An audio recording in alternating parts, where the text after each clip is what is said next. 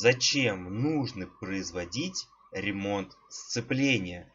Давайте разберем сегодняшнюю тему и всем привет, как всегда. Сегодняшнее видео является продолжением моего предыдущего видео. Что ж, приступим. Значит, ремонт сцепления сводится к вполне очевидным подготовительным операциям. Первое, это значит снятие сцепления с автомобиля. Второе, проверка и оценка технического состояния деталей. Третий пункт, замена или восстановление изношенных деталей. Четвертое, скажем так, обратный процесс вышеперечисленного или же установка на автомобиль с проведением необходимыми регулировками. Хоть так, хоть эдак смысл остается неизменным.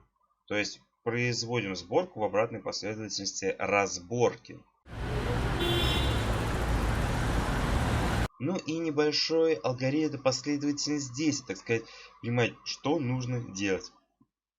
Значит, снятие сцепления автомобиля начинается с подготовительных работ по демонтажу. Последующие операции являются снятие карданной передачи или приводов.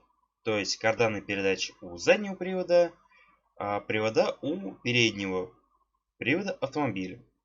А также коробки переменных передач, известных как КПП. Вместе с картером сцепления. Далее следует отметить взаиморасположение кожуха на маховике, снять его, отворачивая болты крепления на один оборот крест-накрест. И оценка технического состояния деталей сцепления начинается с визуального осмотра на наличие трещин, сколов и износов. По сути, это все, что я хотел вам сегодня рассказать. Если кого-то это заинтересовало, то, пожалуйста, прокомментируйте. Мне, например, сейчас вопрос к вам.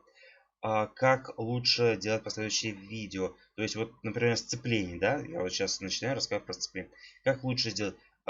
Видео, допустим, до 5 минут. Сейчас в YouTube, как это называется, shorts, да? То есть максимально короткие видео. Или лучше сделать одно большое видео, но разделенное на таймлайне, то есть, как сказать, разделительными полосами, то есть нарезать, как разделительные линии сделать. Вот. Или какой-то третий вариант вы хотите предложить по данной, скажем так, структуризации информации.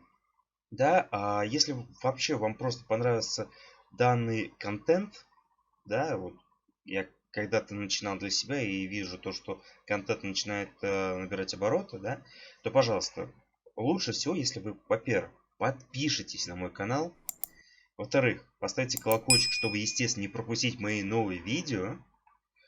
Вот, также не менее важный, поставьте лайк, ну и, соответственно, комментарий, если вам, как четвертый уже пункт, да, если вам все-таки что-то не понравилось, то, пожалуйста, прокомментируйте, что вам именно не понравилось, вместо этого глупого дизлайка, который, ну, не несет никакой информативности. Вот, по сути, это все, что я хотел вам рассказать в этом, надеюсь, кратком видео. Помните, дальше будет только легче. И всем удачи!